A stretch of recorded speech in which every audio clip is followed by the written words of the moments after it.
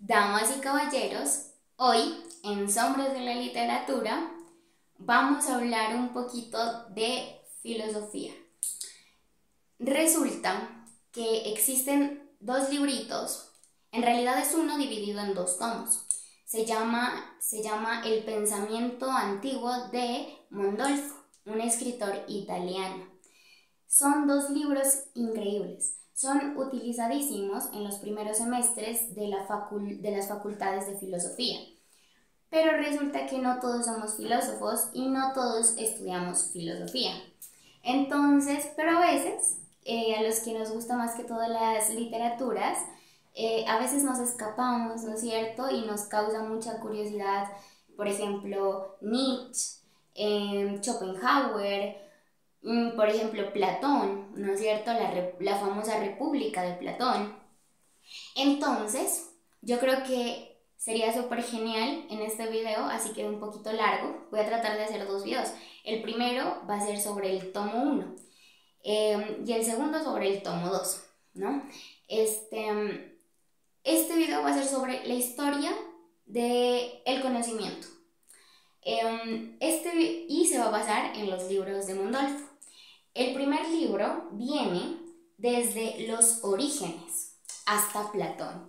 Entonces aquí vamos a comenzar desde el comiencito, desde donde inicia toda esta locura de conocimiento, de ciencias, de literaturas y bueno, comencemos. Voy a tratar de contarlo como si fuera una historia, para que sea mucho más ameno.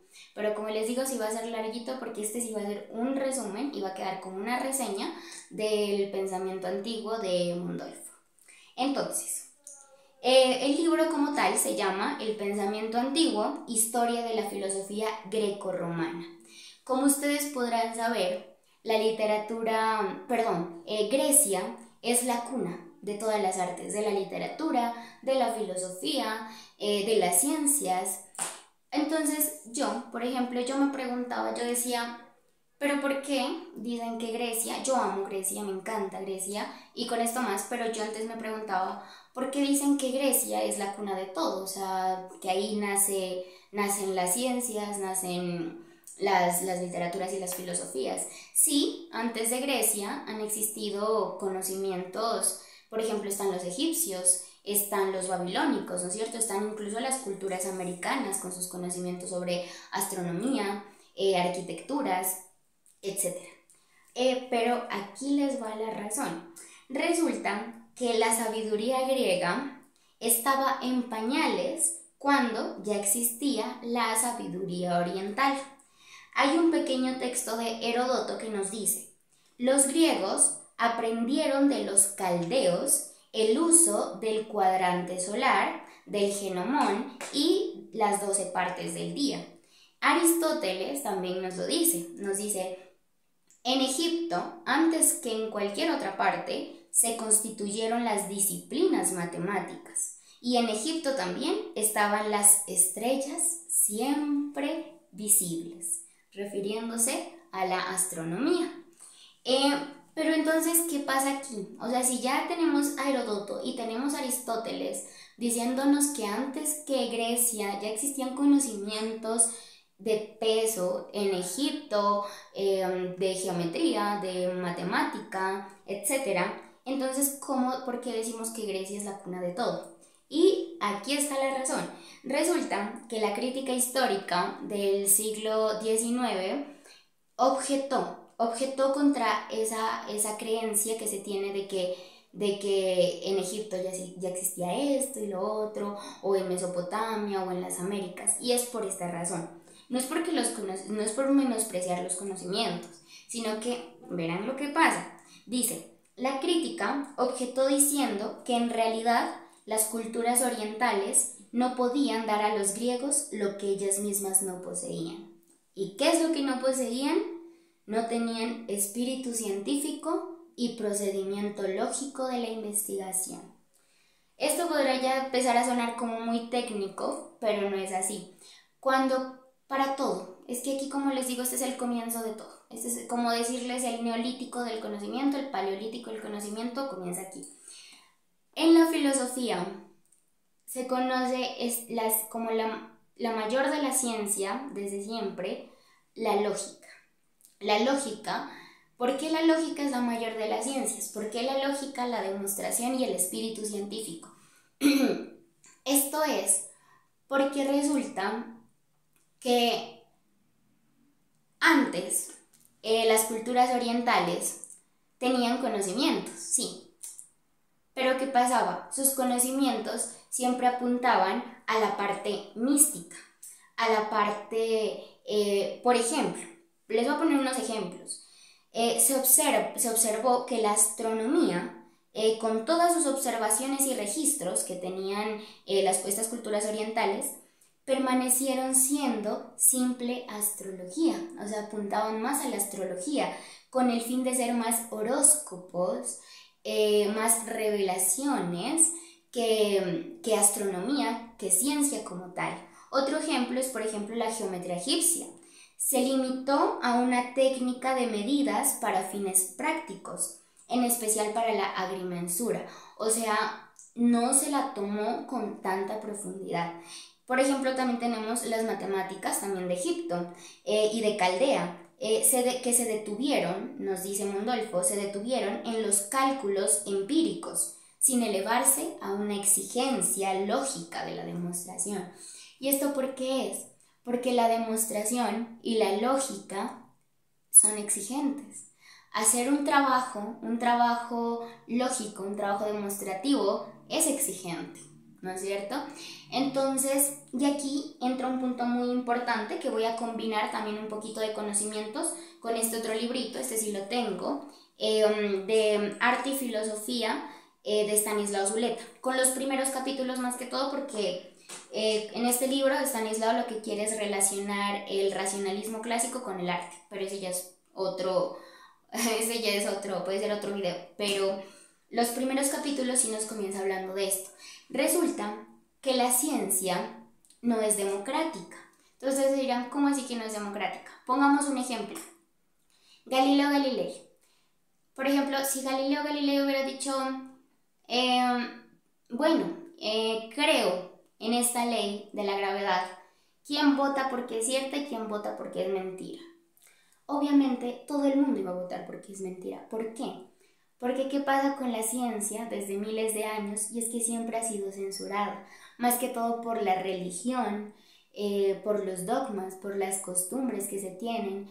Y obviamente entender esto es muy complejo porque miren que si alguien, por ejemplo, si nosotros creemos que la Tierra, como en ese tiempo, es el centro del universo, y que alguien venga y nos diga no, o sea, somos una pelucita ahí en el universo, es duro, ¿no? Entonces, lo que hicieron siempre la ciencia y lo que hacen los avances siempre es que de alguna forma la ciencia encuentra verdades y aún así están llenas de dudas. O sea, se cree llegar a una respuesta y esta respuesta no hace sino llevarnos a 10 preguntas más. Eso es la ciencia. Entonces, la ciencia, ¿por qué decimos que no es democrática? Porque nosotros no alzamos la mano para decir si el cáncer existe o no. Simplemente existe, ¿no es cierto? Y por ejemplo, esta es la otra. Por ejemplo, supongamos que yo fuera un médico y yo quiero, traigo una cura para el cáncer, supongamos. Entonces yo llego y si yo los trato a ustedes, la ciencia también es igualitaria. Si yo los trato a ustedes con igualdad, a todos, yo les traigo aquí demostración, les traigo, les traigo todo organizado, ¿no es cierto? Y si hay preguntas, se está en un constante ir y venir de pregunta, refutación, respuesta, ¿no es cierto? Pero supongamos que no fuera así, que la ciencia no fuera igualitaria.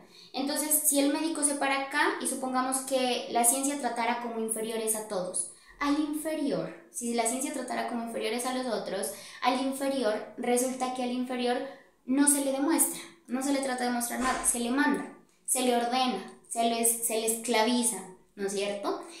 Ahora supongamos que la ciencia fuera, que tratara a los otros como si fuera superior.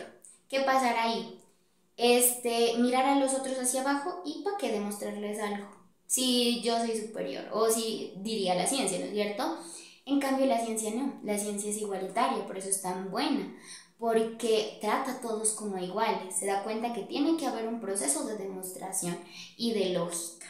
Y eso es muy importante. O sea, esa palabrita lógica, que se la toma como la mayor de las ciencias, no hay que entenderla sino como eso, como el procedimiento demostrativo, que es lo importante, ¿no es cierto?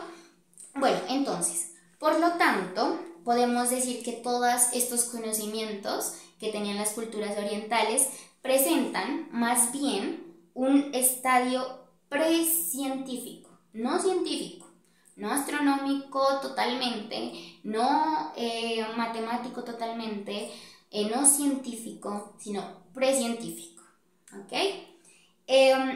Y resulta que aquí es cuando aparece el genio griego. Resulta que el genio griego es el que superó bien pronto por virtud propia y se convirtió en el creador de la ciencia y de la filosofía.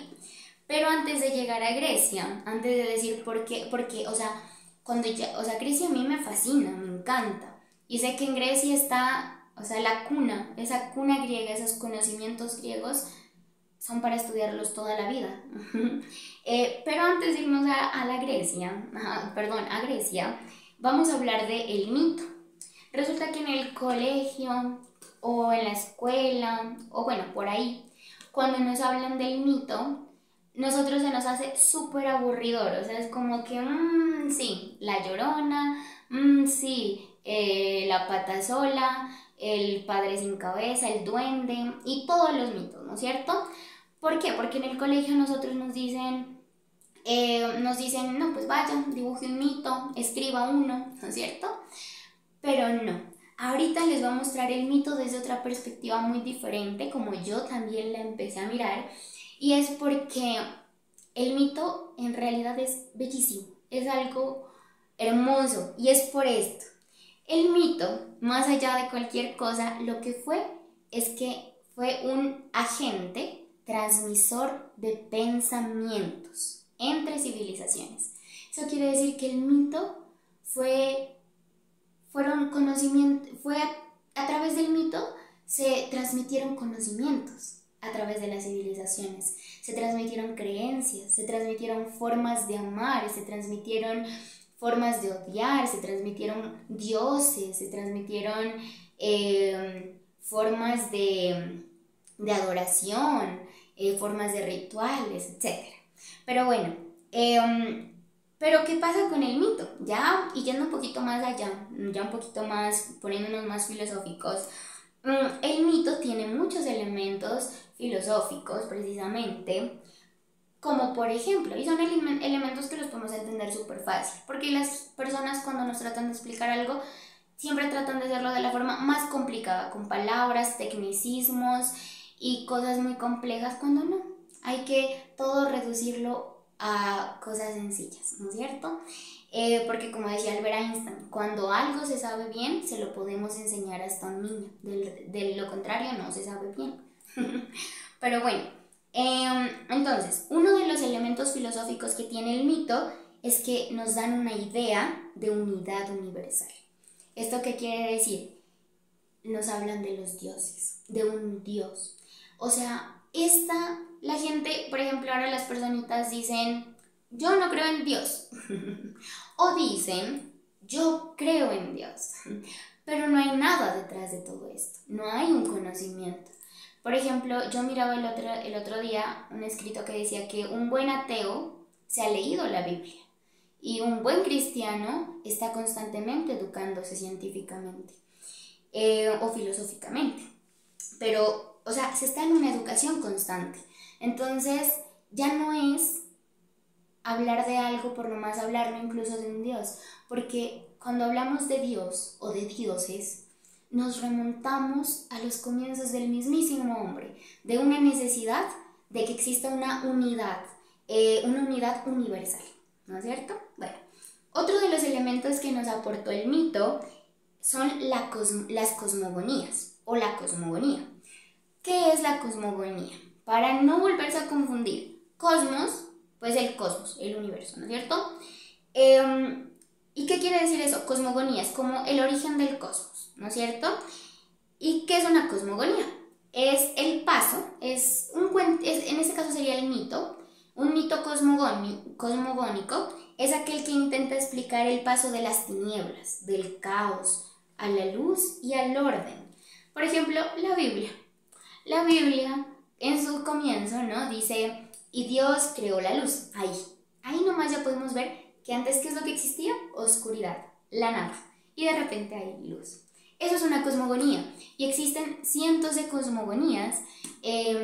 Por ejemplo, tenemos los mitos de los pueblos americanos, tenemos mitos, por ejemplo, los mitos egipcios, que ahora les voy a compartir uno bellísimo, que se encontró en unos papiros, es muy antiguo, pero bueno, continuamos con otros de los elementos filosóficos del mito. Otro es la visión, y este punto es bellísimo, bellísimo, y es porque dice que el mito nos da una visión de una conexión y una simpatía universal que nos une a todos los seres en la naturaleza. ¿Esto qué quiere decir? Como les digo, esto es hermoso porque el mito, siendo uno de los primeros transmisores de conocimientos, de pensamientos entre las civilizaciones, lo que generó eso de estar, por ejemplo, eso de tener dioses, de tener ritos, lo que creó también fue conexiones, una simpatía universal. Es decir, no solamente existe el hombre con el hombre, no solamente se relaciona el hombre con el hombre y con una comunidad, sino que existe la relación entre hombre-animal, entre hombre-naturaleza, entre hombre-astros, entonces entre hombre-conocimientos. Entonces miren esto de lindo, o sea, el mito genera una simpatía universal. Otro punto es que nos da la noción de que necesitamos una ley que nos gobierne a todos. ¿Esto qué quiere decir? Y bueno, esto también se remonta a la justicia, pero yo llegué también a través de este libro a una definición de justicia bastante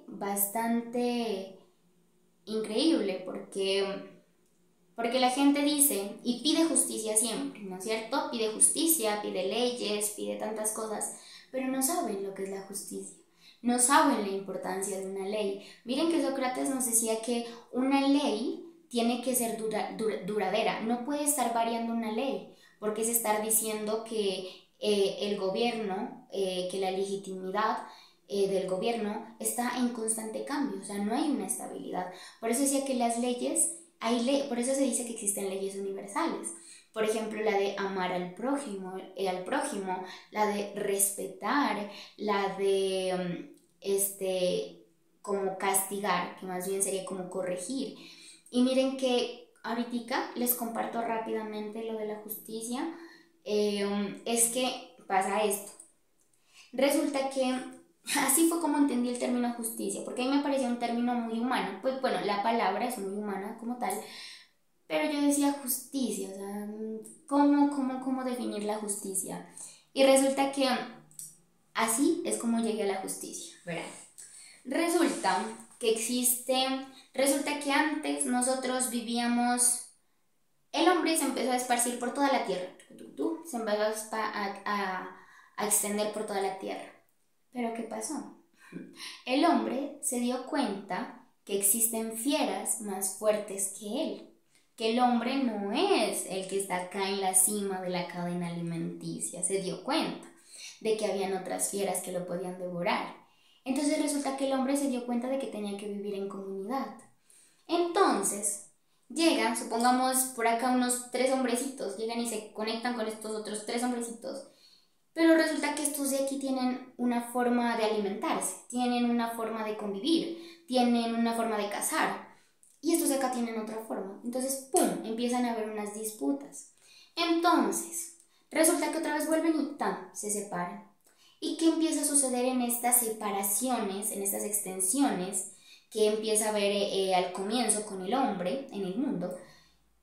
El hombre empieza como a extinguirse, por así decirlo, o sea, empieza a ser devorado por las bestias, ¿no es cierto? Porque las comunidades son demasiado pequeñas y porque cuando se unen se separan rápidamente.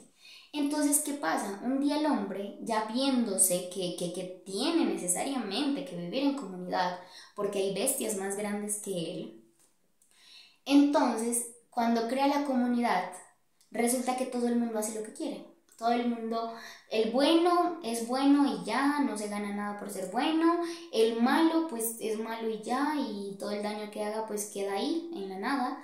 Entonces, ¿qué pasa? Aquí es cuando aparece esta cosa tan importante. O sea, hablar de política es supremamente aburrido, pero cuando nos ponemos a hablar de la política de la que nos habla Sócrates, de la que nos habla Platón, de la que nos habla Aristóteles, es una cosa impresionante.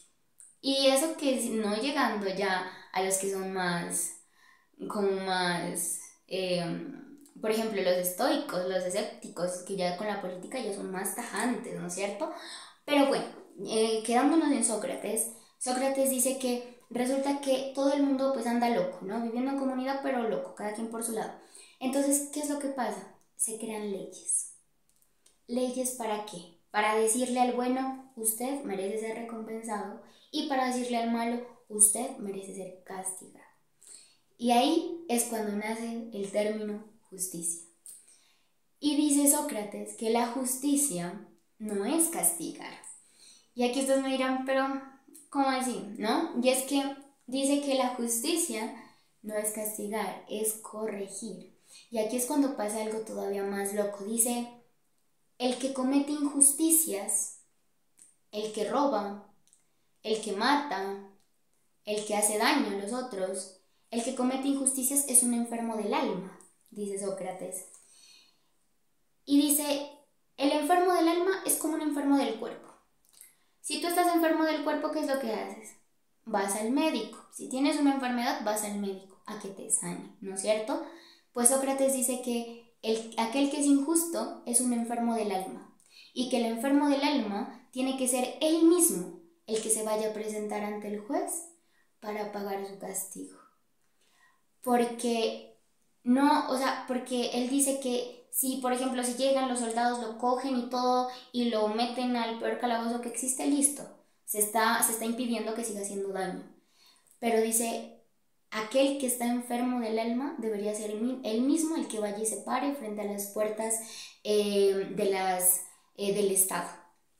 O sea, eso a mí me parece una cosa increíble, porque esta es otra definición de justicia, ¿no es cierto? Entonces, pero bueno, aquí lo que vamos es aprendiendo, aprendiendo y aprendiendo. Pero bueno, volviendo al mito, podemos terminar diciendo que todos los elementos filosóficos de los que hablamos fueron transmitidos de forma sencilla, de forma bellísima y sencilla, que fueron vestidos con las vestiduras del mito. Y les voy a dar un ejemplo. Como les decía ahora rato,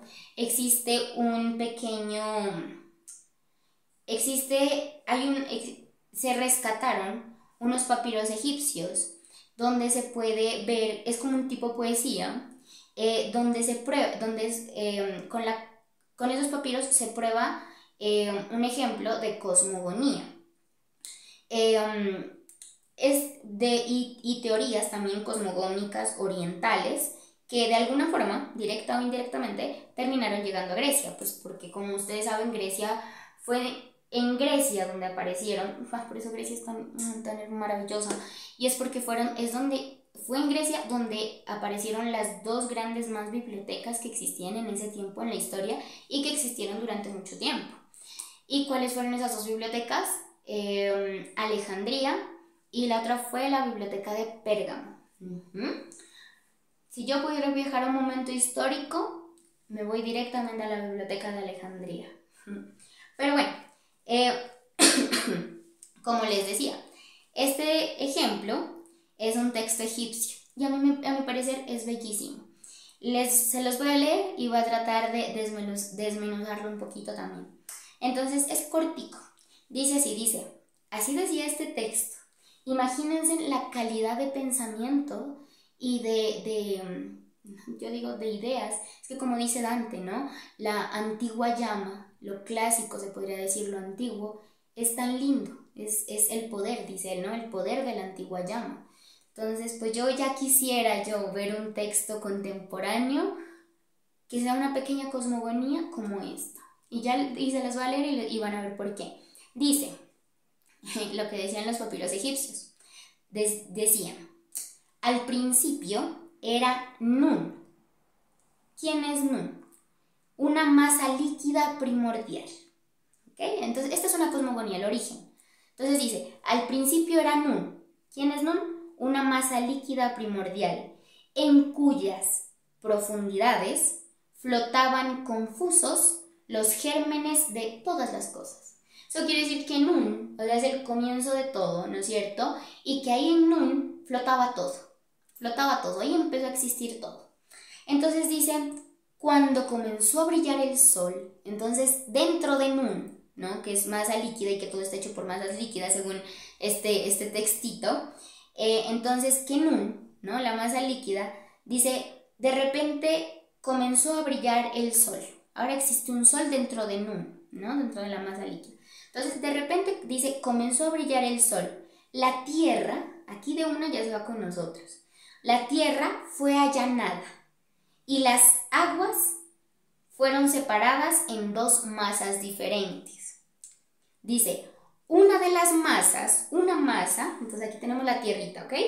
Una masa, nos dice aquí, engendró los ríos y los océanos. Entonces, una masa, ¡puf!, se desplegó y salieron los ríos y los océanos de la tierra. Y luego dice, y la otra, suspendida en el aire, o sea, es el cielo. Miren esto de hermoso. Dice, entonces la primera masa engendró los ríos y los océanos. Y la segunda masa, el cielo, era la bóveda del cielo. Entonces dice, la segunda masa suspendida en el aire, esta masa, este Nun, se quedó suspendido en el aire, formó la bóveda del cielo, las aguas de lo alto. Esto es descrito hace miles de años, díganme si no es hermoso. Dice, entonces dice, y en estas aguas de lo alto, en las cuales, esta es la parte más hermosa, dice, y en las aguas de lo alto, en el cielo, en las cuales los astros y los dioses, dice que en el cielo están los astros y los dioses, que transportados por una corriente eterna, se pusieron a navegar. Miren eso de lindo. O sea que en el Nun del cielo, en la masa de agua suspendida sobre nuestras cabezas, están los dioses y los astros. ¿Y qué hacen los dioses y los astros en ese Nun del cielo donde hay una corriente eterna? ¿Qué hicieron los dioses y los astros? Pues se pusieron a navegar. Y este es un texto, es estico de aquí el cortito, este es un texto egipcio antiguo. Y díganme si no es hermoso. Esto es un ejemplo de mito y de cosmogonía. Entonces,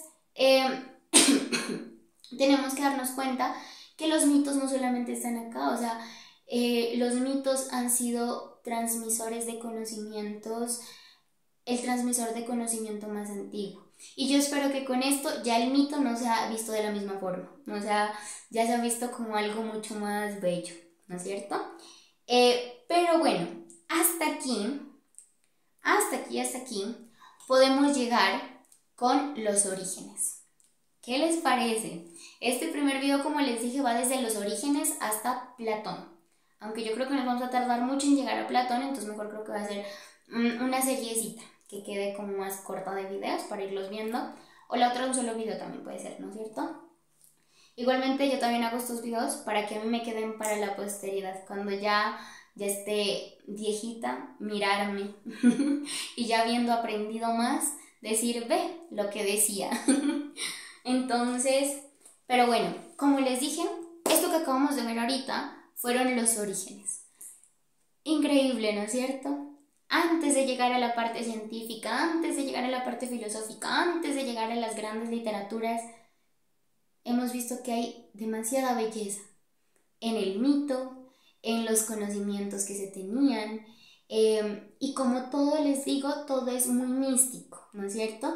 Todo se lo hace con fines místicos. Como les decía, la astronomía no era tanto astronomía, sino que era una forma, por ejemplo, de comunicarse con los dioses, de horóscopo, una forma de, más que todo, de astrología. Las matemáticas, a pesar de que tenían, ¿no?, sus buenas bases, no tenían una demostración y una exigencia. Entonces, pero, esta etapa precientífica, como nos la muestra Mundolfo, es nada más y nada menos que también maravillosa, aunque sí es muy cortita.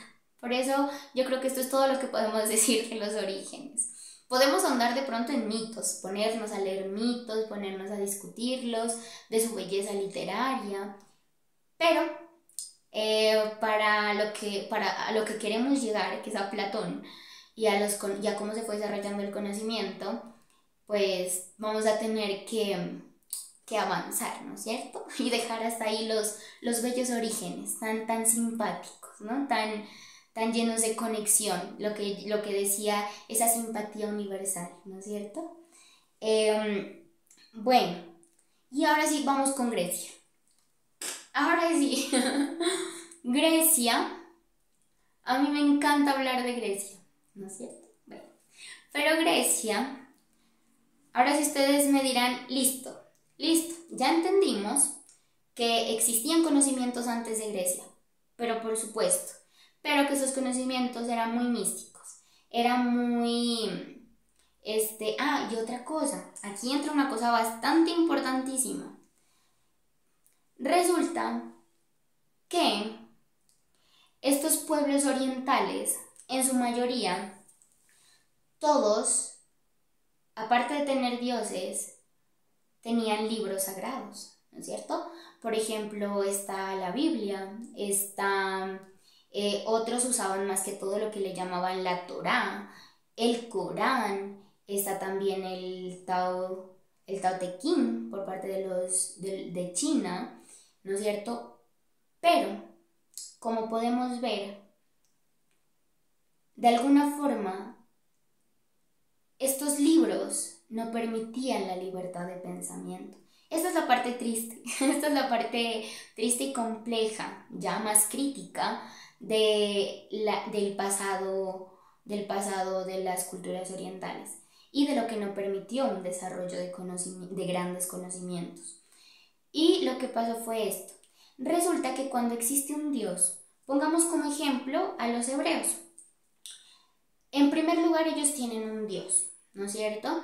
Y tienen un libro sagrado, que en este caso es la Biblia. Ellos no pueden tener un pensamiento crítico amplio. ¿Por qué? Porque todo se deduce a obediencia y desobediencia, a lo que está bien y a lo que está mal, a lo que dice Dios y a lo que no dice. Entonces, si nosotros ya supongamos que nosotros fuéramos hebreos de ese tiempo y a nosotros se nos ha impuesto desde pequeñitos una religión y no tenemos formas de libertad de pensamiento porque todo está en una sumisión constante, entonces no hay libertades de pensamiento. Eso quiere decir que eso también no permitió un avance de los anteriores pueblos hacia un desarrollo científico. Entonces, supongamos, la Biblia, todo se deducía a obediencia y desobediencia, en la mayoría de los casos. Y los dioses de estas culturas orientales, por lo general, todos son dioses omnipotentes. Y bastante, pues por supuesto, ¿no? Pero bastante, ¿cómo se dice esto? Como firmes, como serios, ¿no? Y esto, ¿qué es lo que hace? Que haya un pueblo bastante sumiso, bastante, o sea, la cabeza está ahí y no nos permite ver más allá. Ni siquiera nos permiten hacernos preguntas. Y es que el origen de todo conocimiento está en la duda. Yo siempre he pensado de eso, la duda lo es todo. Por eso la curiosidad de los niños es tan sagrada. Por eso el tiempo libre en los niños es tan sagrado. Por eso el aburrimiento es lo que les permite saber qué quieren hacer, qué les gusta hacer, por qué existe esta plantica ahí, ¿no es cierto? Pero bueno, eso es otro tema. Entonces, podemos decir que esta sumisión tajante de dogmas y de religiones no permite tampoco un avance de las culturas. Y lo podemos ver incluso en nuestros tiempos, ¿no es cierto? Por ejemplo, donde todavía las mujeres tienen, creo que es en los Emiratos Árabes, ¿no? Por allá, donde las mujeres todavía no pueden educarse, no pueden independizarse, dependen de un hombre, dependen de unas costumbres. Y para los pueblos, créanme, que es bien difícil para un pueblo decirle lo que estás haciendo está mal. ¿Por qué? Porque estás yendo en contra de sus costumbres, estás yendo en contra de sus formas de ver el mundo. Y aunque suene duro, es difícil. Es difícil incluso juzgar. Se puede decir que ha venido siendo unas costumbres malas, por supuesto, pero decirles que cambien tajantemente no se puede. Es como, por ejemplo, yo pongo el mejor ejemplo, por ejemplo, como dice Atahualpa Yupanqui, ¿no? Dice, yo respeto la imagen de Dios porque respeto la imagen de mi madre. Y yo digo lo mismo, yo respeto a mi madre y yo no le puedo decir a ella, yo cometí el gran pecado de una vez decirle, Dios no existe. Y yo cómo me arrepiento de eso, porque después, yo por eso digo, hay que leer demasiado, hay que investigar demasiado para saber que todo es respetable, que hasta la imagen de Dios merece respeto.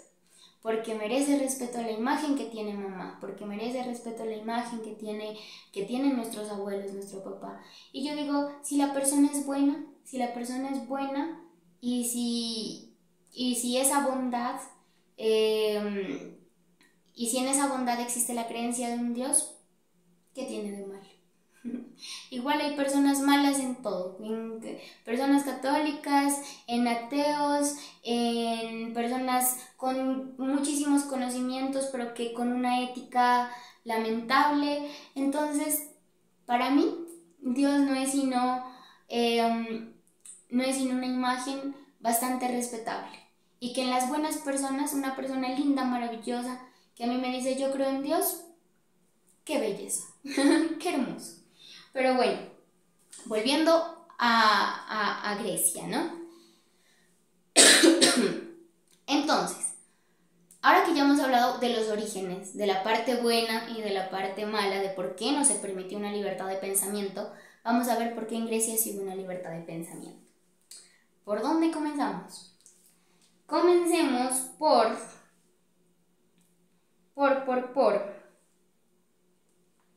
Comencemos porque en Grecia, aquí esto sí ya lo podemos hacer más conversadito, ¿no?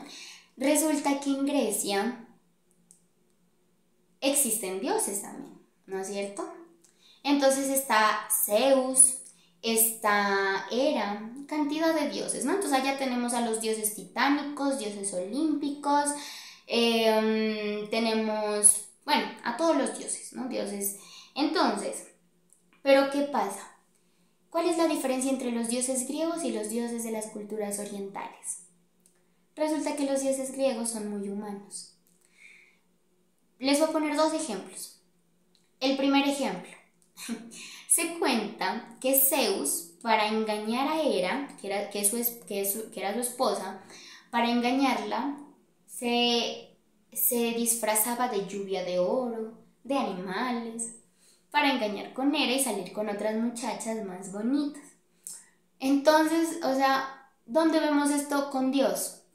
Con un Dios cristiano. No lo hay. Otro ejemplo. Se culpaban los griegos, los mismos hombres griegos, culpaban a los dioses de sus pecados. Y un ejemplo muy claro lo tenemos en el primer libro de Homero, en la Ilíada de Homero. Resulta que cuando Helena, que es por la que sucede toda la guerra, ¿no es cierto? Resulta que cuando a Helena le preguntan, hay en una partecita en la que le preguntan que por qué ella engaña o engañó a Agamenón, que es su esposo, ella responde esto. Llega y dice, Eros lo infundió en mi corazón. O sea, diciendo, la culpa la tiene Eros, el dios Eros. Yo hice pues lo que Eros infundió en mi corazón. Entonces miren esto de curioso. Este es el primer punto, que los dioses griegos son demasiado humanos, demasiado libres, demasiado de todo. O sea, por ejemplo, pongamos ejemplo la misma Ilíada, ¿no? La Ilíada es la guerra entre los troyanos y los aqueos. Y por ejemplo, los troyanos tenían unos dioses que lo apoyaban. Entonces decía, por ejemplo, los troyanos decían Apolo. Apolo viene y nos apoya y ¿no? Y decían, por ejemplo, los aqueos decían, nosotros tenemos a Hera, tenemos a esta Atenea, ¿no es cierto? Entonces podemos ver por esa es la primera parte. No tenemos unos dioses castigadores que suman a todo el mundo, que esto está bien y esto está mal, no, o sea, no. Eso es lo primero. Lo segundo es que, este es un punto importantísimo, y es que en Grecia no existe un libro sagrado. Los griegos no tienen un libro sagrado, no tienen un Torá, no tienen un Corán. Resulta que los griegos, el único libro sagrado que tienen es la Ilíada de Homero, el poema épico más antiguo que existe. Ese es el único libro que ellos tienen. Se dice que esto es tan lindo también. Yo creo que lo comenté también en otro video, que dice que en la con la Ilíada de Homero, con el libro, era que los griegos aprendían a leer y a escribir. Miren esto de hermoso. ¿Esto qué quiere decir? Que los griegos sabían que quien escribió la Ilíada fue un poeta.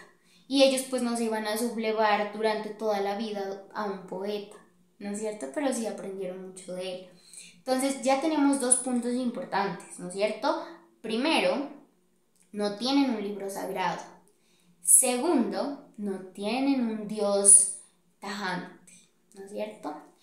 Entonces, aquí podemos empezar a decir que los griegos hay algo que sí tienen, y es libertad de pensamiento. Entonces resulta que los griegos, o sea, también nosotros nos podemos ir a la historia de Grecia, ¿no es cierto? Resulta que Grecia, ¿no? Pongamos que esto es Grecia, supongamos. Grecia no es una sola república. Grecia no fue una sola república, es decir, en todo Grecia mandaba un emperador, no.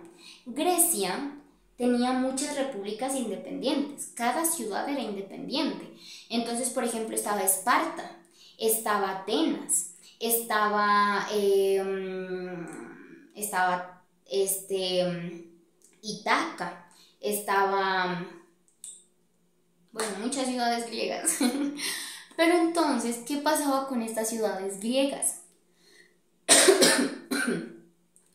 Cada una tenía por ejemplo, Esparta, los espartanos eran considerados en ese tiempo los mejores guerreros que existían en el mundo, los espartanos.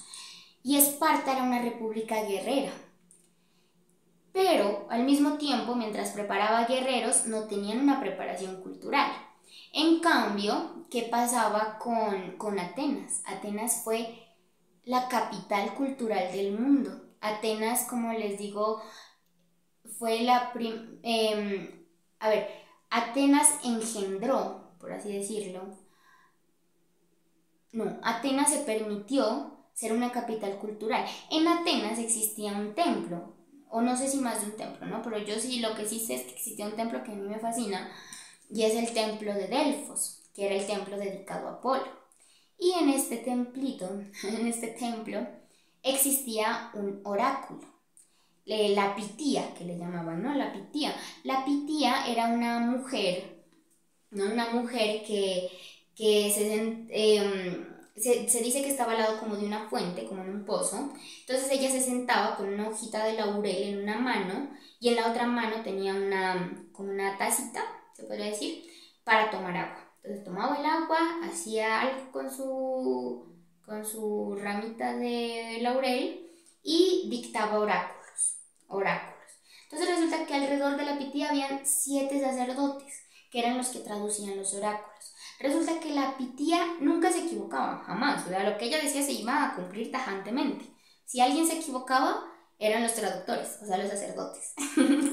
Pero no, vamos a lo importante. En Delfos existían 3 inscripciones, que eran conocimientos que para mí son una cosa increíble. El tercero es muy difícil de explicar, por eso solo voy a hablar de los dos. Si quieren saber más de las inscripciones, pero mientras tanto vamos a hablar de dos.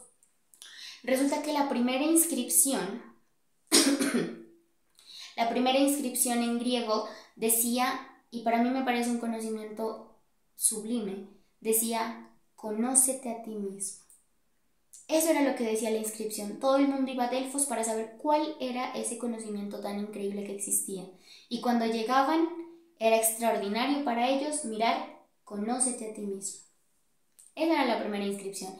Y la segunda inscripción era una que a mí me parece también una cosa increíble. Imagínense en ese tiempo, en Grecia. Aquí ya estamos viendo ya las cosas sublimes de Grecia. Y es que en Grecia el otro conocimiento decía, nada en exceso. Díganme si no es una cosa increíble. Pero bueno, entonces, volviendo a Grecia, a Atenas, se convierte en una capital cultural, ¿no es cierto? Entonces, resulta que en esta capital cultural empiezan a haber escuelas. Y resulta que se forma la primera escuela filosófica, científica en Grecia, del mundo, la primera escuela del mundo, o sea, la primera escuela de la historia, la primera escuela científica. Entonces, ¿cómo no vamos a decir que Grecia es la capital? La cuna, ¿no es cierto? Pero bueno, aquí tenemos, antes de comenzar ya con la primera escuela filosófica griega, para comenzar a ver ya las cosas espectaculares de Grecia, es que yo conforme iba leyendo todo esto que les estoy contando ahorita, yo quedaba maravillada, impresionada, porque es que es una cosa impresionante cómo Grecia nos dice cosas tan maravillosas, tan increíbles, que yo quedaba estupefacta, la verdad, ante tantas. Para mí esos libritos de Mondolfo y otros que también iba leyendo, por ejemplo, como les mostraba el de Stanislao y otros, yo quedaba cada vez más asombrada, mucho más asombrada. Pero bueno, resulta que Mondolfo nos habla de unos elementos preparatorios en la reflexión religiosa y moral de los griegos.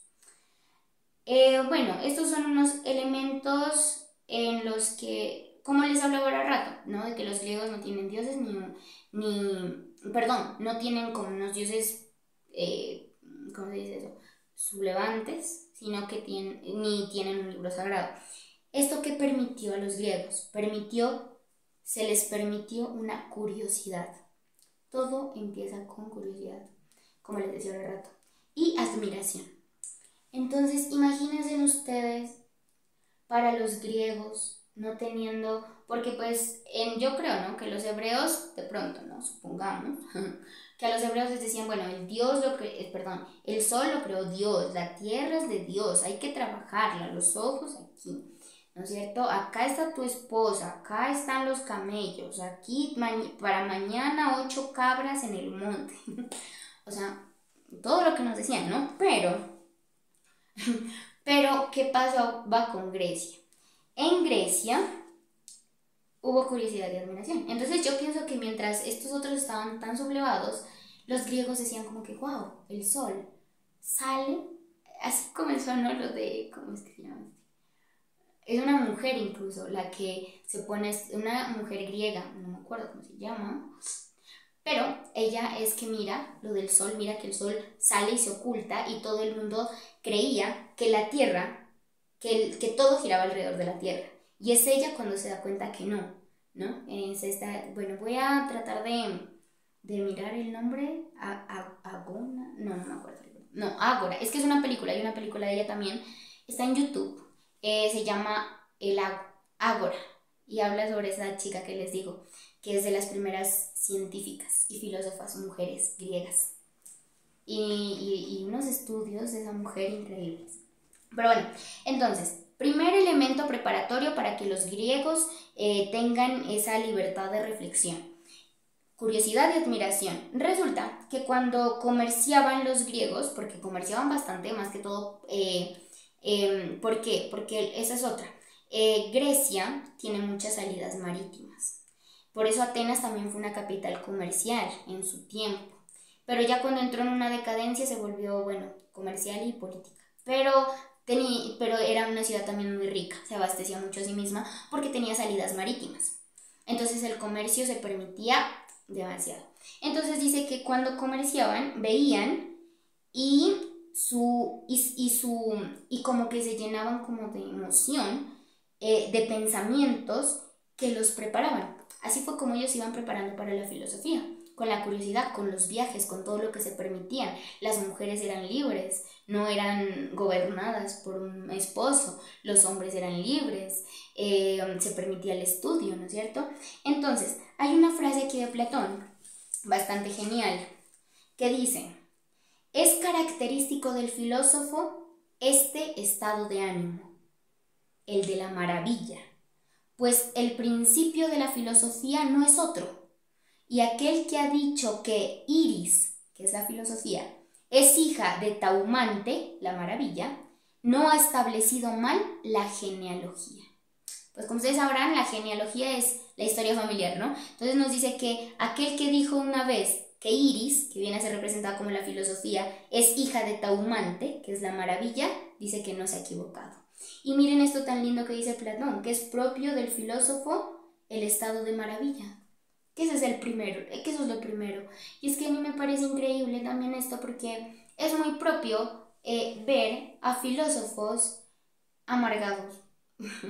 Amargados, que van por la vida así, arrugados la frente, no ven nada más y según ellos según ellos defienden mucho que Nietzsche, que Schopenhauer, que yo no sé qué, pero es que no, o sea, uno se pone a leer bien a Nietzsche, se pone a leer bien a Schopenhauer y se da cuenta de que ellos saben de la vida, saben demasiado de la vida y que la vida no solamente es ir cabizbajos y amargados, la vida también es de virtud, de las grandes virtudes y que el de la maravilla es un estado que debe estar. Es como dice incluso este cantor Facundo Cabral, dice, yo le digo al joven, haz aquello que te apasiona, porque si haces aquello que no te gusta, así lo hagas todos los días, eres un desocupado. Y si trabajas en aquello que no te gusta, la comida que lleves a la mesa será comida envenenada. Entonces a mí me parece algo brutal. O sea, el estado de maravilla del que nos habla Platón debe ser lo primero. Maravillarnos por algo, emocionarnos por algo, contar algo con emoción y con maravilla. Porque no hay nada tan feo como ir a una clase y ver a los profesores aburridos, amargados, sin preparación muchas veces. Y eso es lo más tenaz. Eso es lo más tenaz. Esa mediocridad que se está dando en este tiempo. Y es que, o sea, si hacemos una crítica educativa frente a esto que nos dice Platón, no, se nos irían días enteros haciendo una crítica, una buena crítica, ¿no es cierto?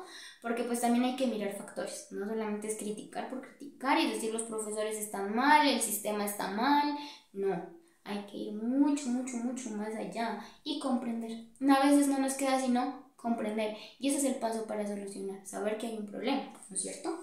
Pero bueno, ante este estado de maravilla, los griegos percibieron una dificultad y se admiraron. O sea, los griegos miraron que había una dificultad y dijeron, wow, hay que solucionarla. Es como un videojuego. ¿Qué pereza sería un videojuego que uno pase todos los niveles así, súper rápido? No, tiene que haber dificultad y decir, no, no, no, no. Y entonces, incluso la victoria es mucho más sabrosa. Es como los libros. Leemos libros sencillos, todos, cualquiera, todos, ¿no es cierto?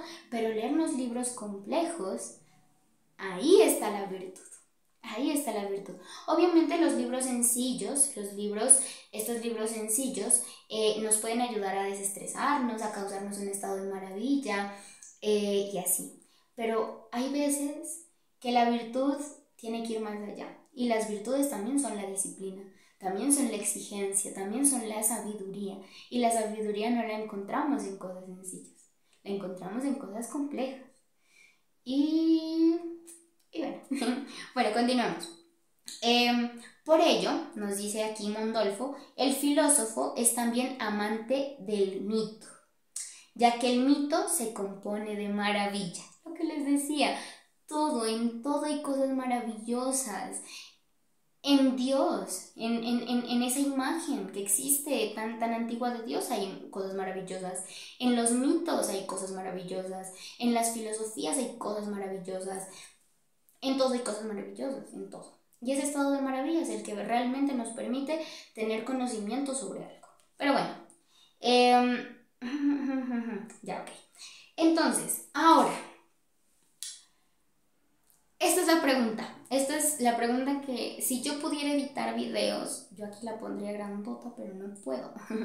Entonces yo trato de hacerlo todo como más, con un poco más de sencillez, pero con maravilla, como dijo Sócrates.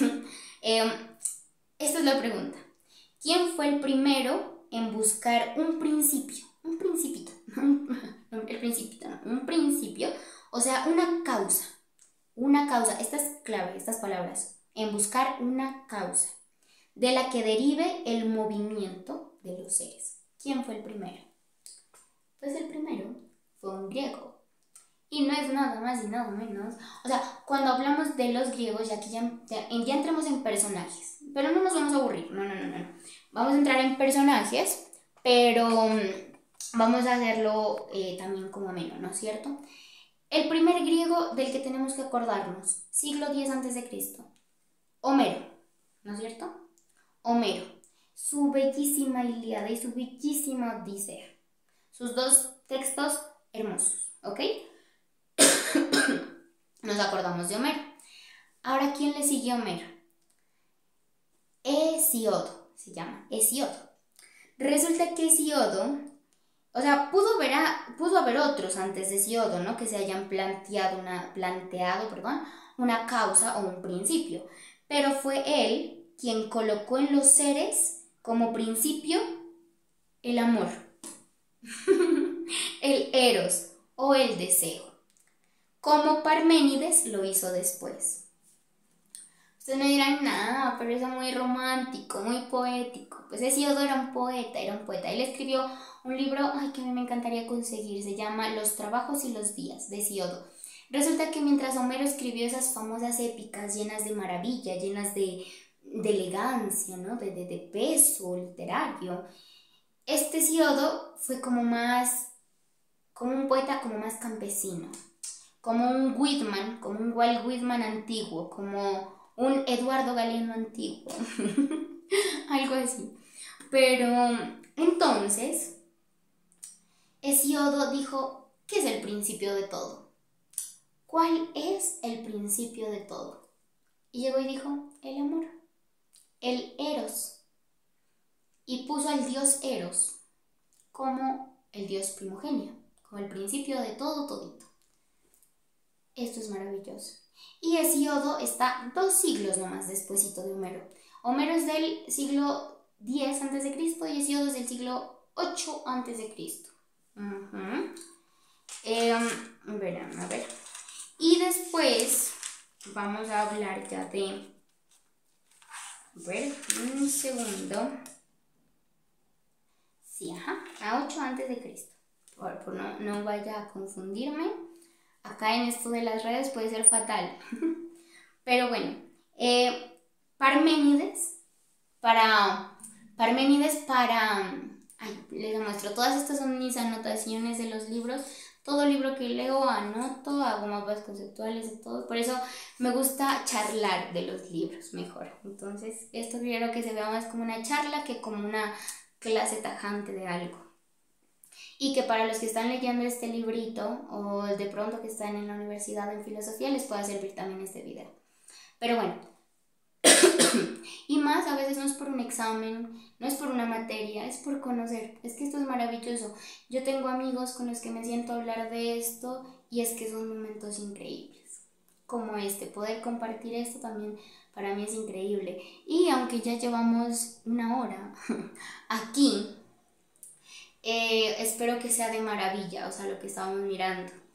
y puede que llegue solamente hasta, voy a llegar hasta voy a terminar antes de la primera escuela filosófica y ese va a quedar un video. Y luego va a ser otros. Esta va a ser una serie de videos sobre la historia de la filosofía, ¿sí? Para que quede como más ameno.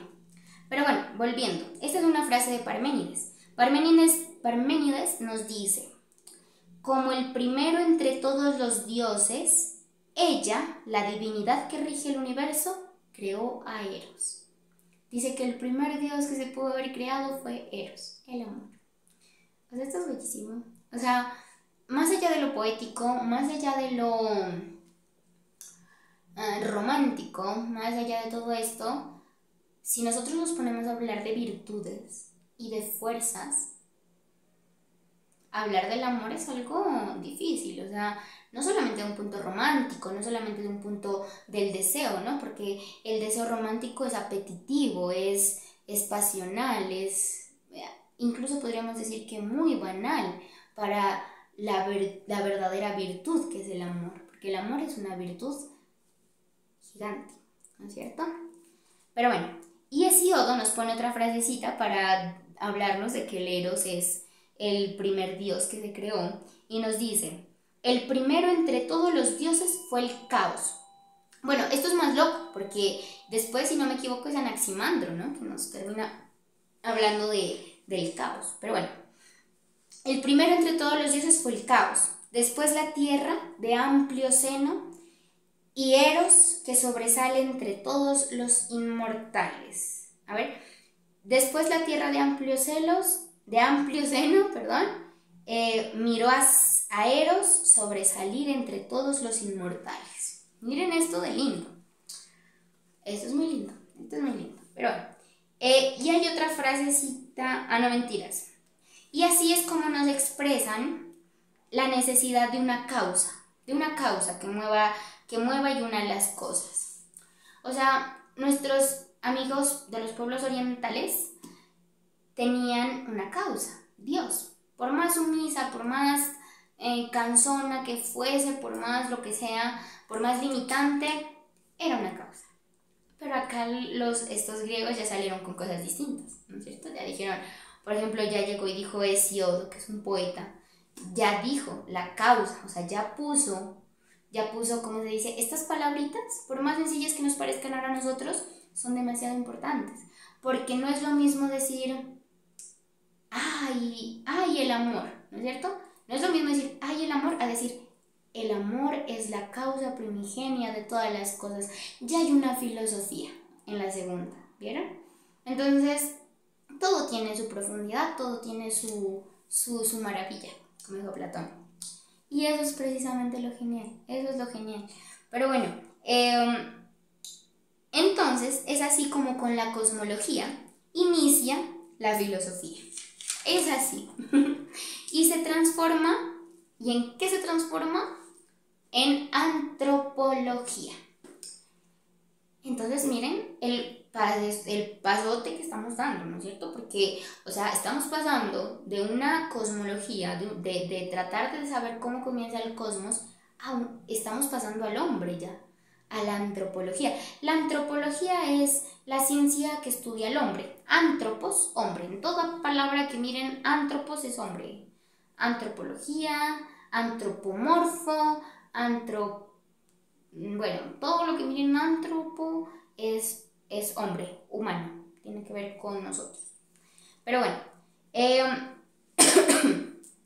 ir del cosmos al hombre demuestra como toda la visión unitaria de la naturaleza no es sino una proyección en el universo de la visión de la polis.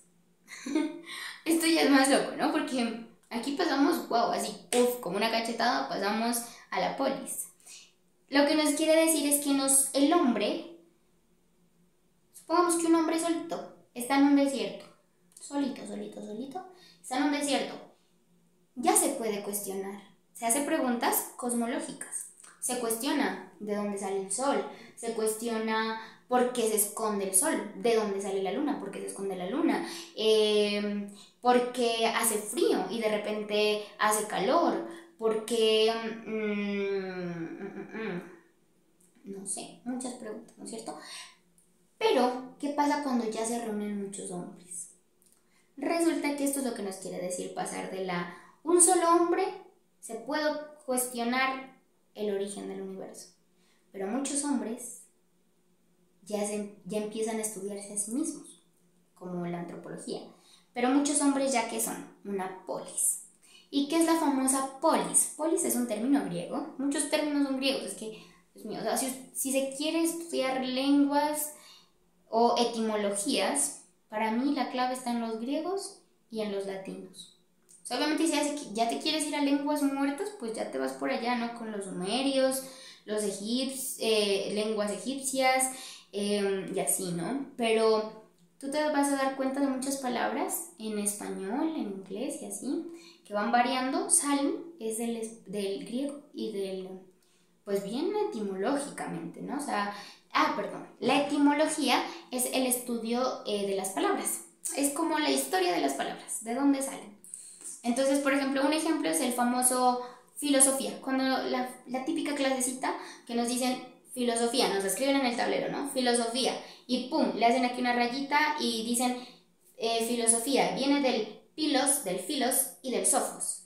Y sofos es sabiduría y filos es amor. Amor por la sabiduría. Eso es etimologar una palabra. ¿Ok? Entonces, la polis es una palabra griega que se refiere a la sociedad, a los hombres. Entonces, por ejemplo, la polis colombiana, la sociedad colombiana, el Estado colombiano. La polis estadounidense, la sociedad estadounidense, el Estado estadounidense. ¿Ok? Eso es. Pero bueno, hasta aquí llegamos con ese paso de la cosmología de Hesíodo, que nos presenta al Eros, al amor, como la primera causa de la existencia del mundo, como la primera fuerza, y ese paso a la antropología, ya al estudio del hombre, ya como que dejas de ver el mundo hacia allá y ya lo empiezas a ver hacia acá. Y eso no es de ahora, o sea, la psicología, todos estos conocimientos de autoayuda y todas estas cosas no son de ahora. O sea, el estudio antropológico antes en Grecia es una cosa seria, seria, seria. O sea, por eso es que les digo que estudiar Grecia es decir wow, o sea, wow, una cosa impresionante. Pero bueno, aquí llegamos al siglo, aquí pasan 2 siglos después. Homero, como les decía, recuerden estas fechecitas. Homero, siglo X a.C. Hesíodo, 2 siglecitos después, siglo 8 a.C. Y esto de las fechas también. El tiempo va hacia atrás. Cuando hablamos antes de Cristo, el tiempo viene desde allá hacia acá. Entonces, este vendría a ser el siglo I, siglo II, siglo III, siglo IV, siglo V, siglo VI, siglo X. Entonces, aquí está Homero, ¿no es cierto? En el siglo X. Y acá está Hesíodo, en el siglo VIII. Entonces ustedes dirán, ¿por qué no en el siglo XII, si es 2 años después? No, porque vamos hacia acá, tratamos de avanzar hacia acá. Entonces, siglo VIII es 2 años después. Siglo VI es 2 años después. Pero bueno, si quieren también que explique lo de las fechas, porque yo me tomé todo un día en una hoja, escriba fechas hasta entender esto, porque yo decía, ¿cómo así que este señor nació en el 600 a.C. y murió en el 500? Yo decía, ¿cómo así? Entonces, pero bueno, esa es otra historia, ¿no es cierto?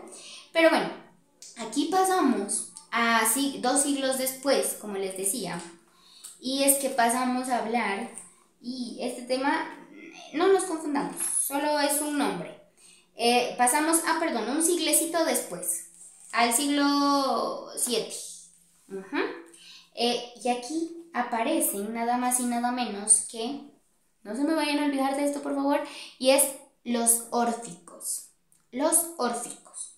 Se dirán, no, es que yo sé que los nombres a veces es como, pero no, y como que yo a veces, para aprenderme nombres o así, ya se memorizan solos a veces. Y es cuando investigas mucho sobre algo. Por ejemplo, si tú ves una lista de nombres, no, pues se te quedan ¿qué? Unos 2 de pronto, ¿te acuerdas? Pero ¿qué pasa si tú ves una lista, pero resulta que en el primer nombre te dice, supongamos Juanito, es alto, delgado, y te cuenta toda la historia de Juanito, toda la biografía. Después te lees otra biografía y otra, y te acuerdas de todos después. ¿Por qué? Porque leíste algo más extenso. Profundidad, eso es profundidad. Y eso es lo importante de leer. En las carreras universitarias muchas personas miran tipo resúmenes, documentales y cosas así, pero no se van a la obra original como tal. Y esa pereza es imperdonable. ¿Por qué? Porque las lecturas lo que nos permiten es una profundidad de los temas. Y si nosotros nos estamos preparando en la universidad es para luego compartir lo que conocemos, para ejercer, como le dicen, ¿no es cierto? Pero miren que es bastante importante. Por ejemplo, yo lo que estoy haciendo ahorita es dándoles una reseña, ¿no es cierto? Pero no se pueden quedar solo con esto. Si se animan y les parece genial, váyanse de una por esos textos de Mondolfo. Y bueno, los órficos. Resulta que los órficos son, no podemos decir que es una escuela, más bien es como el orfismo, es como una, que religión tampoco podemos decir, es más bien como, supongamos que son un grupito de personas y les vamos a decir los órficos, ¿ok?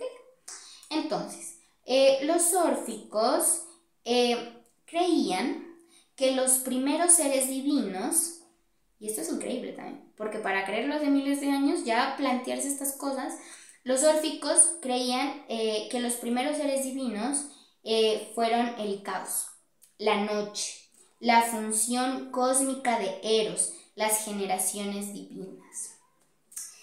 Platón nos habla del inicio y de las 5 generaciones que le siguen, omitiendo especificar la última. Platón nos habla un poquito de los órficos, ¿no? Como les digo, los órficos creían que... ya me acordé de la historia, ¿verdad? ¿No? Resulta que la noche existía, el principio originario era la noche, o sea, todo estaba oscuro, ese es el principio. Como, de alguna forma como la Biblia, ¿no? Pero aquí entra lo loco, ¿no? Entonces resulta que existía la noche, sin burlarme de los órficos, no.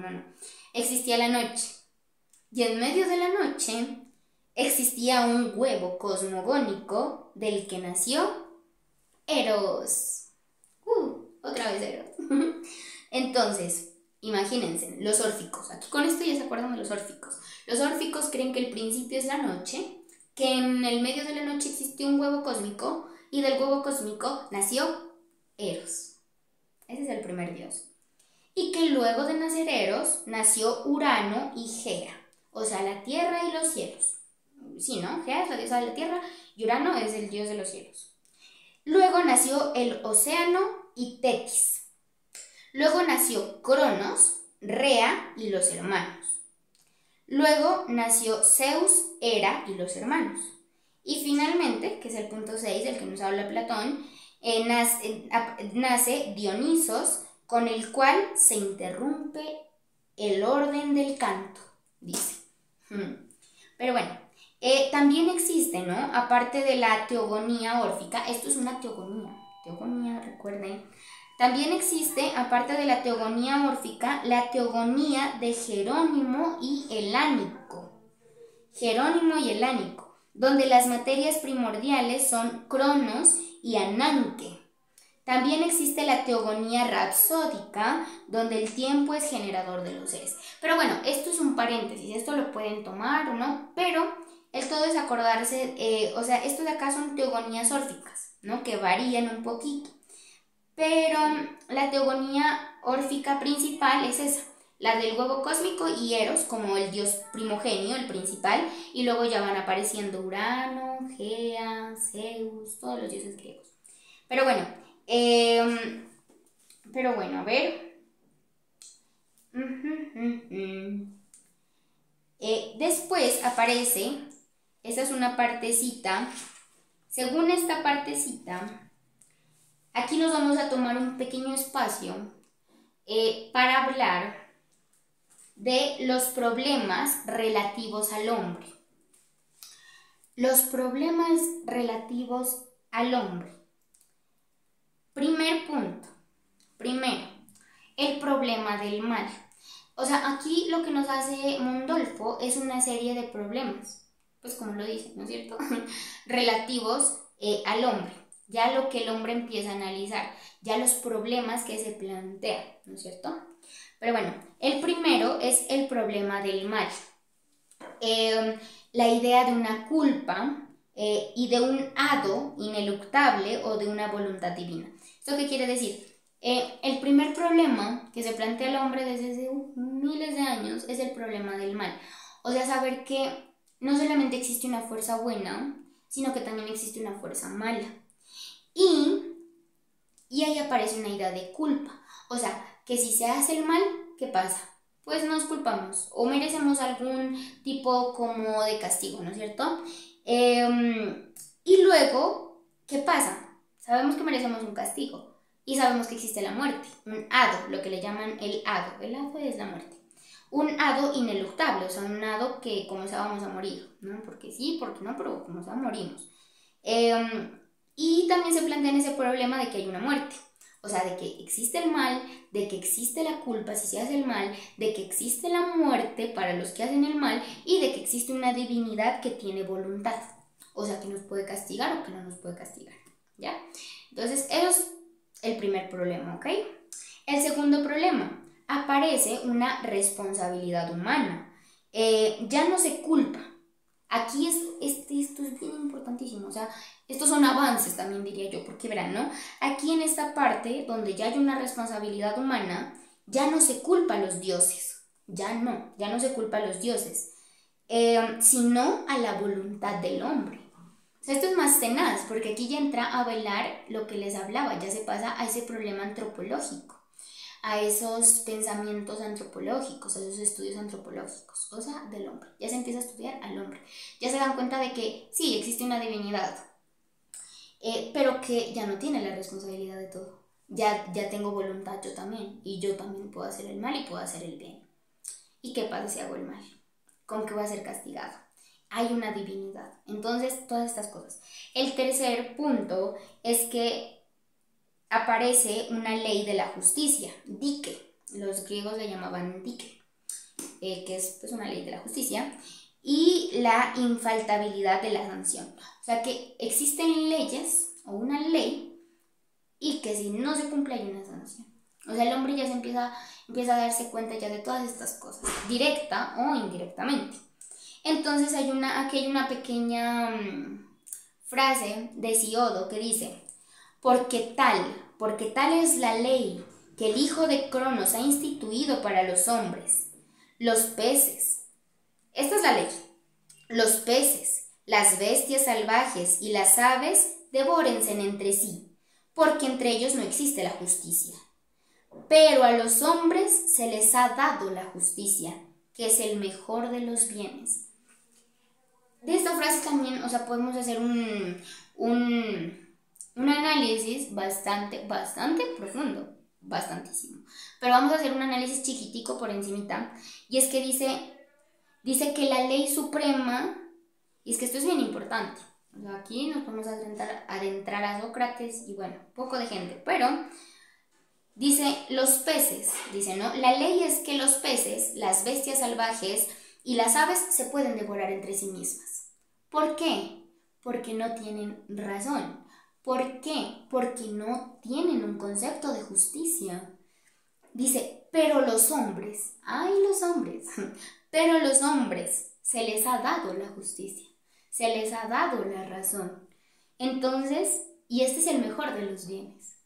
Entonces esto sí me lo planteo, y es que incluso Da Vinci nos dice, él no comía animales, ¿no? Hay una historia que dice que cuando a él le pagaban por cualquier invento, por cualquiera de sus trabajos, él iba al mercado y a las aves, compraba las aves simplemente para liberarlas.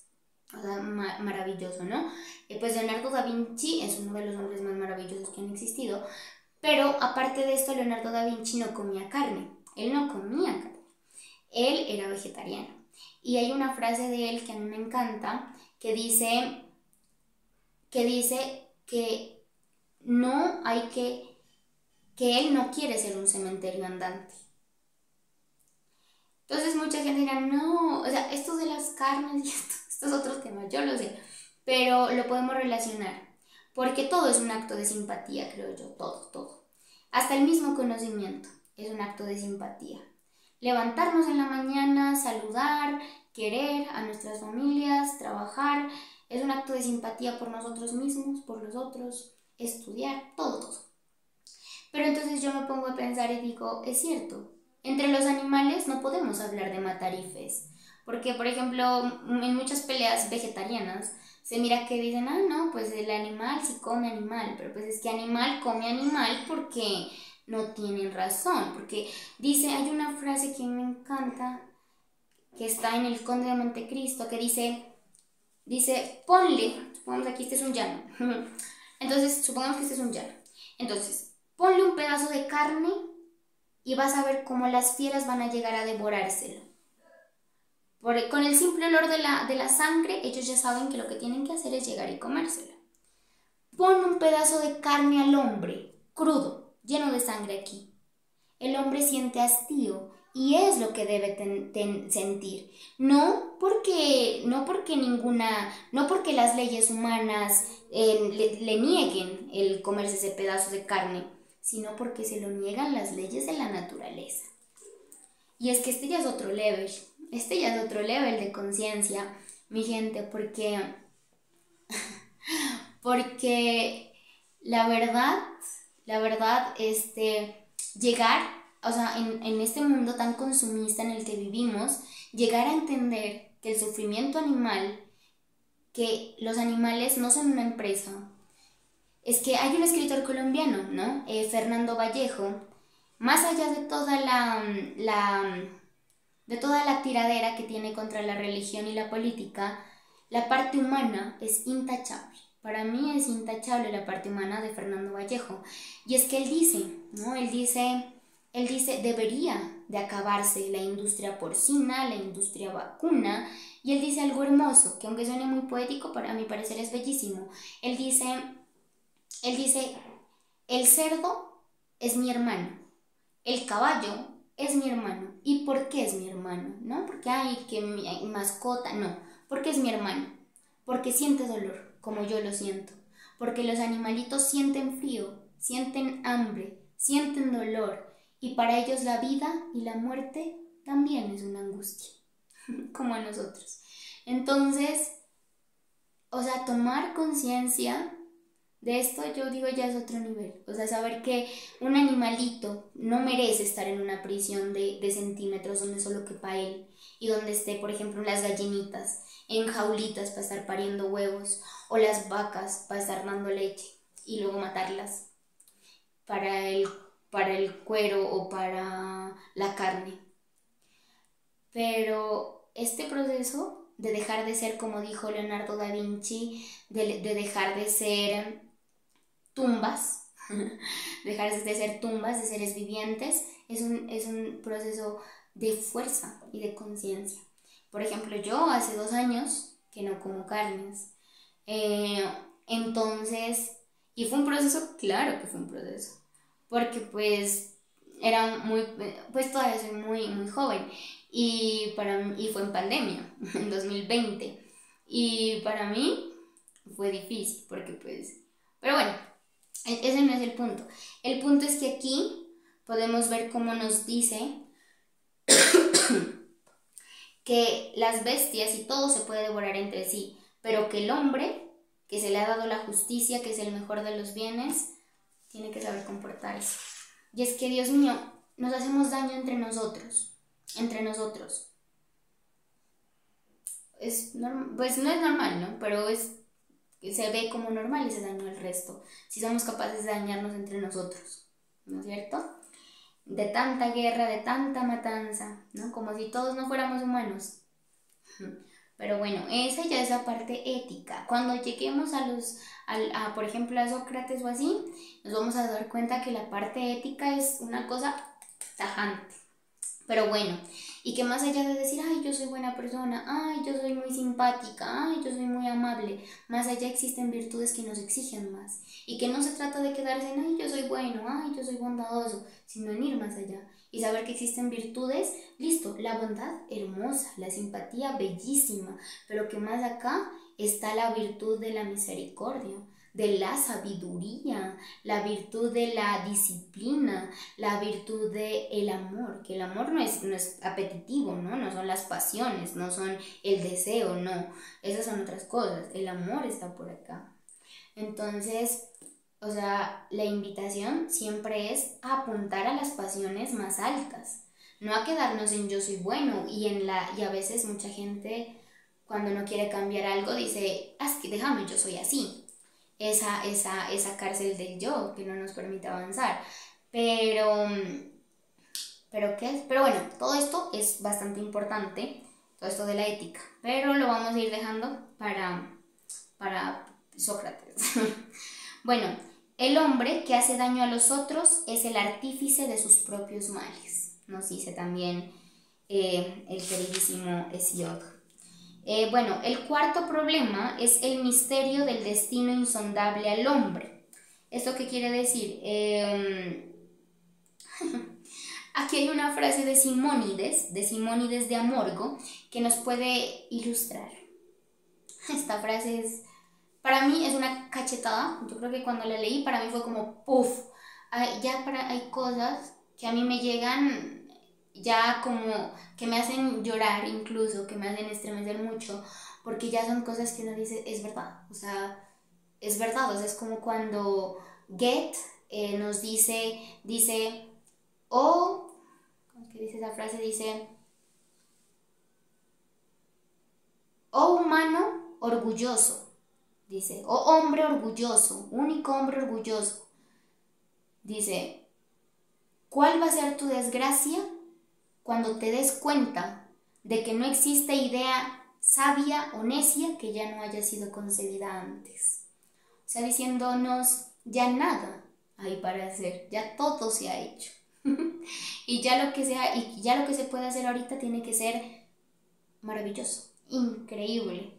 Y por eso es que no se perdona la mediocridad en estos tiempos. O sea, yo no la perdono, porque la mediocridad, ir haciendo cosas y ya sin más, sin preparación, sin nada. No, o sea, hay que prepararnos demasiado para compartir algo, hay que prepararnos demasiado para dar una clase, hay que prepararnos demasiado para convivir con los demás, ¿no? Pero bueno, esta frase de Simónides es algo así, como esos chorros de agua fría, así, dice, el hombre, aquí entra pisando fuertesísimo, el hombre nada sabe. En primer lugar, el hombre nada sabe, criatura efímera, que vive como bestia en el prado, ignora la manera en que la divinidad conducirá a su término cosa alguna. ¿Qué tal ese estilo de Simónides? Las elegías de Simónides, cosa maravillosa también, ¿no? Pero bueno, ¿esto qué nos quiere decir? Aquí nos habla de que el destino solo pertenece a los dioses, no nos pertenece a nosotros. Y aquí está el gran dilema de las tragedias griegas también, ¿no? Del teatro griego, del teatro griego, porque no son novelas. Eso hablar de novelas es que no existe, bueno, hay una historia también para las novelas, que ese es otro. Las novelas no existen en Grecia, no existen. Si algo existe una que se la considera como la más antigua, que es Daphnis y Chloe, pero no existe término griego para nombrar para la palabra novela. Lo que sí existe es la tragedia griega, que es lo que nosotros llamaríamos como el teatro de ahora, que son libritos como Bodas de Sangre de Federico García Lorca, en el que hay personajes. Entonces te dicen, por ejemplo, supongamos, vecina, y dijo esto, niñito, dijo esto, así, ¿no? Entonces, ¿y qué pasaba en las tragedias griegas? Que todas miran que el destino es ineluctable, que el destino es irrefutable, que el destino no nos pertenece a nosotros, que se cumple o se cumple lo que está destinado para nosotros. Bueno, el quinto problema es la conciencia de las dificultades. Para aclarar este punto, existe un texto bellísimo, porque no nos quedamos aquí con cualquier cosa, no. Texto bellísimo de nada más y nada menos que de Homero, el inmortal Homero. Y es que dice, para aclarar este punto de la conciencia de las dificultades que ya toma el hombre, es este. Mientras que los mortales se hallan aún en la flor de los años, tienen el ánimo ligero. Ninguno piensa en la vejez y la muerte. Ninguno piensa en la vejez y la muerte. Y mientras que se halla sano, nadie piensa en la enfermedad. Necios quienes así piensan y no saben que a los mortales solo les es concebido un breve periodo de juventud y de existencia. Pero no lo olvides, y pensando en el fin de la vida, complácete en conceder a tu alma algo agradable. Dice que el joven no piensa en la vejez, que el sano no piensa en la enfermedad. Entonces dice que somos necios por no pensar en aquello. Pero que aún así, siendo necios y todo, no olvidemos pensar en el fin de la vida, en la muerte, para que así, pensando en el fin de la vida, comencemos a vivir. Que sabiendo que vamos a morir, pues comencemos a vivir. La muerte es el estado misterioso que no conocemos, pero la vida es el estado misterioso y complejo que sí conocemos y que podemos vivir y que podemos disfrutar, y que la tierra es ancha y que los caminos son demasiados como para aburrirnos. Bueno, entonces dice, no olvides, pensando en el fin de la vida, o sea, en la muerte, no olvides en conceder a tu alma algo agradable. No olvides en concederle a tu alma algo agradable. Y bueno, el sexto punto, no sé si todavía nos faltan otros dos. El sexto punto dice la visión pesimista. Este es un punto como muy clave para los diplomáticos, ¿no? Para los filósofos, como les decía hace rato, los amargados, ¿no? Los pesimistas. Se habla del pesimismo, por ejemplo, se oye filosofía pesimista, pum, Schopenhauer, pum, Nietzsche, o incluso se van a los absurdistas, ¿no? A Camus, y bueno, así, ¿no? Pero resulta que la visión pesimista, aquí va una frase de Solón, resulta que ustedes piensan que como les decía, cuando pensamos en pesimistas, la gente, primero Schopenhauer, primero Nietzsche, pero aquí les tengo a dos pesimistas y antiguos, bien antiguos. El primero es Solón, y el pesimismo de Solón nos dice esto. Solón nos dice, ningún hombre es feliz. Abrumados de fatiga están todos los mortales bajo el sol. Nos dice Solón. Y hay otro que se llama Teognis. Y Teognis nos dice, de todas las cosas, la mejor para nosotros, seres terrenos, sería no nacer y no ver jamás los rayos vivos del sol. Pero ya nacidos, lo mejor es atravesar lo más tempranamente posible las puertas del Hades y yacer sepultados bajo mucha tierra. O sea, lo mejor es la muerte, nos dice, ¿no? Que salir nosotros, seres terrenales tan insignificantes, a ver los rayos vivos del sol. Bueno, y el sol es muy importante, ¿no? En la filosofía, porque el sol se lo toma como el que siempre ha estado, ¿no? El que siempre ha estado, y esa eternidad, por así decirlo, se la toma como sabiduría. Por eso en el mito de la caverna de Platón, salir de la caverna a la luz del sol, el sol es como el conocimiento, ¿no es cierto? Porque es una alegoría, ¿no? Entonces la alegoría o metáfora de Platón es salir de la caverna, que es de la ignorancia, de las tinieblas, de lo que no se conoce, de sacarnos, de sacudirnos de esas ignorancias, esas perezas, esas procrastinaciones, y salir, ¿Que cuesta? Claro que cuesta, pero salir a la luz del sol y ver lo que es real, lo que está ahí, la razón de las cosas, que ese ya es otro level, ¿no? Que una cosa es saber sobre las cosas, otra cosa es la razón de las cosas, o una cosa es saber sobre un grupo de cosas, otra cosa es saber sobre cada cosa en particular, que esa filosofía ya es más tenaz, ¿no? Y tenemos a otro pesimista por aquí que se llama Mítico Sileo. Entonces ya saben, pesimistas antiguos y, y tenaces, ya saben, ¿no? Los que les he nombrado. Y Mítico Sileo que nos dice, atribuía la Mítico Sileo no nos dice esto, nos lo dice Platón. Dice que Mítico Sileo atribuía la significación de que la vida corpórea es una prisión para el alma, una expiación de los pecados. O sea que nosotros estamos acá pagando algún pecado y que este cuerpito lo que tiene es que este cuerpito no es sino la cárcel del alma, ¿no? Bueno, el séptimo punto es la admonición de moderación y de mesura. ¿Qué quiere decir esto? Como les decía, el conocimiento del templo de Delfos en Grecia, nada en exceso. Y aquí nos lo dice Hesíodo, nos lo dice así. Nuestro regañón Hesíodo nos dice, insensatos, no saben cuánto les atañe el dicho que dice, la mitad vale más que el todo, y qué bendición se halla en la más vil hierba que la tierra hace crecer para el hombre. Eso quiere decir que el hombre es un mal agradecido, nos dice que somos unos insensatos, que hay milagro en la hierbecilla. Por eso hay otro texto que a mí me encanta, no recuerdo quién es, pero dice, ¿cómo no me voy a acordar? Bueno, dice, al hombre le dice también insensato, le dice, insensato eres, insultando a Dios desde una hierba, eres como hormiga, es que dice, ¿no? Insensato, hombre, eres como hormiga insultando a Dios desde una hierbecita.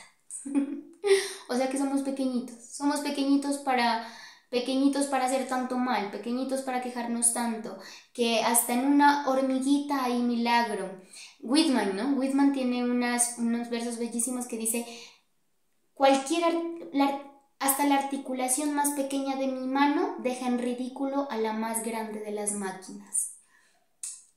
Cosa maravillosa, ¿no es cierto?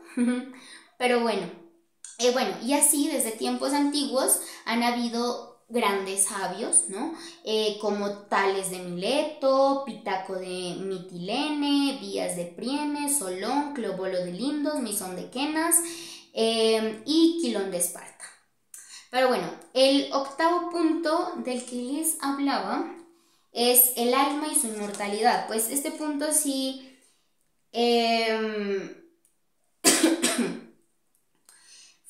Ferécides de Siros es el primero que nos afirmó que las almas de los hombres son eternas. Y es que al alma desde siempre se le atribuye, ¿no es cierto?, esas cualidades de eternas, de sublimes, de dionisíacas, ¿no? Pero hablar del alma también es muy complejo. Y el alma sí se la dejo a Platón, que Platón, con su mito de la caverna y otras cuantas alegorías, las deja súper bien. Pero ustedes entienden, ¿no es cierto? El alma y su mortalidad es otro de los problemas que ya se plantea el hombre. El 9 es el dualismo del alma y del cuerpo, el pecado original y la vida corpórea. Esa es la expiación de la que hablábamos ahora rato. Y el décimo. El décimo punto es el ciclo de los nacimientos. Este punto sí es supremamente importante porque aquí nos hablan de una transmigración del alma y una liberación de las almas según los órficos. Y es que aquí ya se plantea al hombre otro problema. Y es que hay una transmigración del alma, o sea, hay una reencarnación. El alma puede volver a existir y si existe otra vez es porque no expió sus pecados. Ese es otro de los problemas. Pero bueno, esto poco a poco se van a ir desarrollando, ¿no es cierto? Pero bueno, podemos decir que hasta aquí podemos llegar. Aquí miramos muchas cosas, ¿no es cierto? Entonces comenzamos mirando los orígenes lo que llamaban la presciencia, los orígenes precientíficos, donde ya tienen, espero que súper claro, todo lo que tiene que ver con los orígenes de los conocimientos, de la filosofía y de todo. Después pasamos de los conocimientos del problema ya al mito. También hablamos mucho del mito y ahora ya lo vemos como algo bastante maravilloso. Está la antropología, el paso de las cosmogonías a la antropología, que ya es el hombre, ¿no es cierto? Después los órficos, que nos hablan del huevo cósmico, recuerden, órficos, huevo cósmico, Eros, después todos los dioses. Después los problemas relativos al hombre, en los que nos demoramos un poco, porque ya se adentran ya en la ética humana, y es más loco porque incluso hay una pequeña parte en la que nos habla ya nos empiezan a hablar, pero esta parte no la podemos tratar así, esto ya creo que debe estudiarse como tal, y ya son sustancias, ya se le empiezan a dar sustancias y constituciones al alma. Y esos son unos textos complejos, muy complejos. Yo había horas que me la pasaba con una sola página y no entendía, pero sí, para explicar sí ya es mucho más complejo. Primera sustancia y eterna.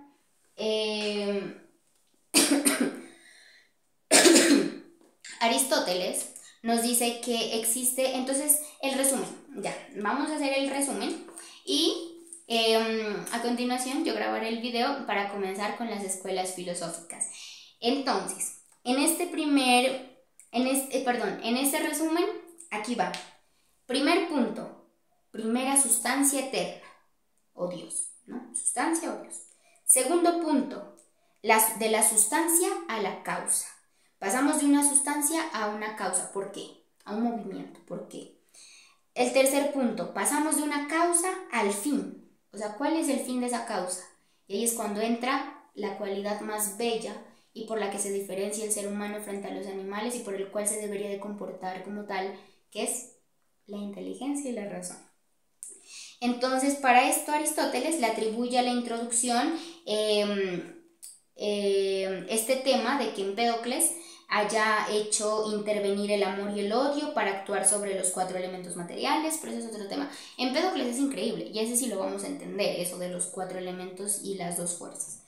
Y también le atribuía este tema originario a Anaxágoras. El tema originario se refiere a estos 4 pasos, que es sustancia eterna, de la sustancia a la causa, de la causa al fin, que es ya la inteligencia. Bueno, esto ha sido todo. Yo creo que parece más un documental, pero la verdad prefiero que quede así. Y pues se lo puede ver por partes. Pero sí, la verdad sí quería como transmitir todo esto y a la personita que le sirva en un futuro, quién sabe, pero a la personita que le sirva con todo el amor, y pues la mayoría es basado, ¿no es cierto?, en el libro, con frases, todo, y las opiniones que no pueden faltar, que también espero también sean de su ayuda y sean de su gusto, si esto lo ven por gusto como yo, que yo estudio por gusto, porque pues no estoy estudiando ni filosofía ni literatura, ¿no? Entonces esto es de maravilla, como dijo Platón. Entonces, pues, para cerrar, les agradezco, y si alguien en algún futuro remoto llega hasta este punto del video, entonces, pues eso, un saludito, buenos días, buenas tardes, buenas noches, que tengan una linda vida y hasta una siguiente eternidad.